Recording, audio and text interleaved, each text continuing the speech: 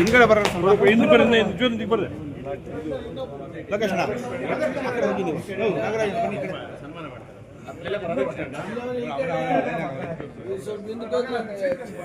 ಮೂವರವ್ರೆ 4 ಜನ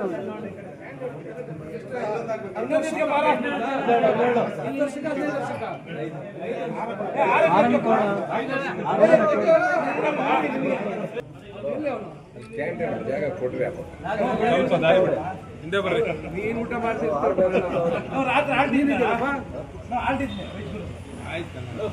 ಬೇರೆ ಊರಲ್ಲಿ ಗೊತ್ತಾ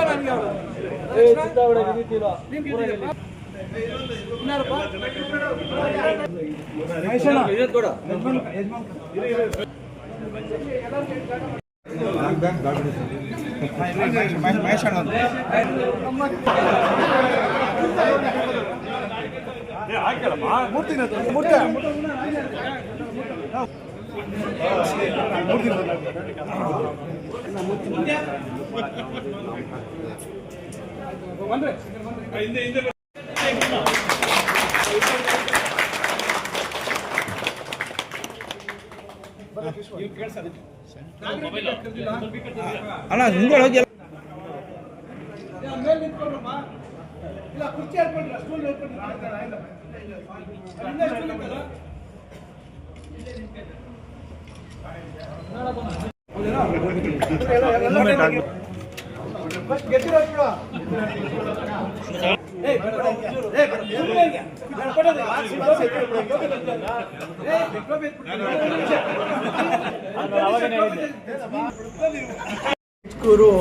ಏನು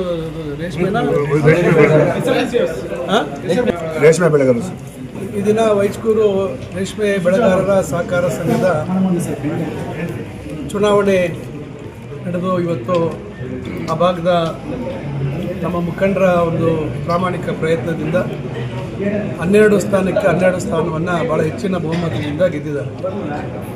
ಮೊದಲನೇದಾಗಿ ನಾನು ಗೆದ್ದಿರ್ತಕ್ಕಂಥ ಎಲ್ಲ ನಿರ್ದೇಶಕರಿಗೆ ನಾನು ಅಭಿನಂದನೆಗಳನ್ನು ಸಲ್ಲಿಸ್ತೇನೆ ಮತ್ತು ಅವರ ಗೆಲುವಿಗೆ ಸಹಕರಿಸಿರ್ತಕ್ಕಂಥ ಎಲ್ಲ ನಮ್ಮ ಮುಖಂಡರು, ವಿಶೇಷವಾಗಿ ಸಂತೆಕಲ್ಲಹಳ್ಳಿ ಗ್ರಾಮ ಪಂಚಾಯಿತಿ ವ್ಯಾಪ್ತಿ ಮತ್ತು ಬೇರೆ ಇನ್ನು ಪೆರ್ಮೆಚಹಳ್ಳಿಯ ಕೆಲವು ಗ್ರಾಮಗಳು, ಕೊಂಗನಹಳ್ಳಿ, ಗುಂಡಹಳ್ಳಿ, ಈ 3 ಗ್ರಾಮಗಳ ಮತದಾರರಿದ್ದಾರೆ. ಹೊಸಳ್ಳಿ, ತಳಗವಾರದ್ದು ಕೆಲವು ಊರುಗಳು ಅಲ್ಲಿ ಹೊಸ ಸಂಘ ಆದಮೇಲೆ ಅದು ಬೇರ್ಪಟ್ಟಿತ್ತು. ಅದನ್ನು ಹೊರತುಪಡಿಸಿ ಚುನಾವಣೆ ನಡೀತು. 15 ವರ್ಷಗಳಿಂದ JDSನ ನಿರ್ದೇಶಕರು ಮತ್ತು ಅಧ್ಯಕ್ಷರಲ್ಲಿ ಅಧಿಕಾರವನ್ನು ಹಿಡಿದಿದ್ದರು. ಈಗ 15 ವರ್ಷಗಳ ನಂತರ ನಮ್ಮ ಎಲ್ಲ ಭಾಗದ ಮುಖಂಡರ ಒಂದು ಶ್ರಮದಿಂದ ಇವತ್ತು 12 ಸ್ಥಾನಕ್ಕೆ 12 ಸ್ಥಾನವನ್ನು ನಾವು ಗೆದ್ದಿದ್ದೀವಿ. ನಾನು ನಮ್ಮ ಗೆದ್ದಿರ್ತಕ್ಕಂಥವ್ರಿಗೆ ಹೇಳೋದು, ತಾವು ಏನೋ ಒಂದು ಆ ಸಂಘದಲ್ಲಿ ರೈತರ ಪರವಾಗಿ ಏನು ಕೆಲಸ ಆಗಬೇಕು, ಮಹಿಳೆಯರಿಗೆ ಯಾವ ರೀತಿ ಸಹಾಯ ಮಾಡಬೇಕು, ಅದನ್ನು ತಾವು ಜವಾಬ್ದಾರಿಯುತವಾಗಿ ನಿರ್ವಹಿಸಬೇಕು. ಯಾವುದೇ ರೀತಿ ಭ್ರಷ್ಟಾಚಾರಕ್ಕೆ ಅವಕಾಶ ಆಗಬಾರ್ದು, ದುರುಪಯೋಗಕ್ಕೆ ಅವಕಾಶ ಆಗಬಾರ್ದು. ಈಗ DCC ಬ್ಯಾಂಕು ಸುಮಾರು ದಿನಗಳಿಂದ ಸಮಸ್ಯೆಯಲ್ಲಿ ಇವತ್ತು ಕೂಡಿದೆ. ಕೋಟ್ಯಾಂತರ ರೂಗಳ ಏನು ಅಕ್ರಮ ಆಗಿದೆ ಅಂತಕ್ಕಂಥದ್ದು ಅದು ಈಗಾಗಲೇ ತನಿಖೆ ಆಗಬೇಕು ಅಂತೇಳಿ ಇತ್ತೀಚೆಗೆ ಭಾಳಷ್ಟು ಮಾಧ್ಯಮಗಳಲ್ಲಿ ನಾನು ಓದಿದ್ದೇನೆ. ನಮ್ಮ ಚಿಂತಾಮಣಿಯಲ್ಲಿ ಸಹ ಏನು ದೊಡ್ಡ ಮಟ್ಟದಲ್ಲಿ ಮಹಿಳಾ ಸಂಘಗಳ ಒಂದು ಸಾಲದ ವಿಚಾರದಲ್ಲಿ ಭಾಳ ದೊಡ್ಡ ಮಟ್ಟದಲ್ಲಿ ಅಕ್ರಮ ಆಗಿದೆ ಅಂತಕ್ಕಂಥದ್ದು ನಮ್ಮ ಗಮನಕ್ಕೂ ಬಂದಿದೆ. ಇಲ್ಲದೇ ಇರತಕ್ಕಂಥ ಸಂಘಗಳನ್ನು ಸೃಷ್ಟಿ ಮಾಡಿ ಹಣ ಸುಮಾರು 100 ಕೋಟಿಗಿಂತ ಹೆಚ್ಚು ಹಣ ದುರುಪಯೋಗ ಆಗಿದೆ ಅಂತಕ್ಕಂಥದ್ದು ಈಗ ಭಾಳಷ್ಟು ಜನ ಈಗ ದಾಖಲೆಗಳ ಸಮೇತ ಅದು ಸಿಕ್ಕಿದೆ ಅಂತಕ್ಕಂಥ ಮಾಹಿತಿಯನ್ನು ಹೇಳ್ತಾ ಇದ್ದಾರೆ. ಅದರಿಂದ ಇದು ತನಿಖೆ ಆಗಬೇಕು. ಯಾರು ತಪ್ಪಿತಸ್ಥರಿದ್ದಾರೆ ಅವ್ರ ಮೇಲೆ ಕ್ರಮ ಆಗಬೇಕು.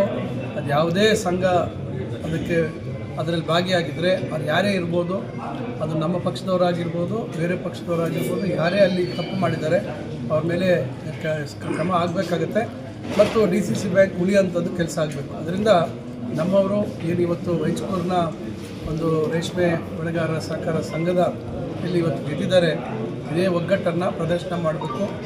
ಒಳ್ಳೆಯ ಅಧ್ಯಕ್ಷರನ್ನು ಆಯ್ಕೆ ಮಾಡ್ಕೋಬೇಕು.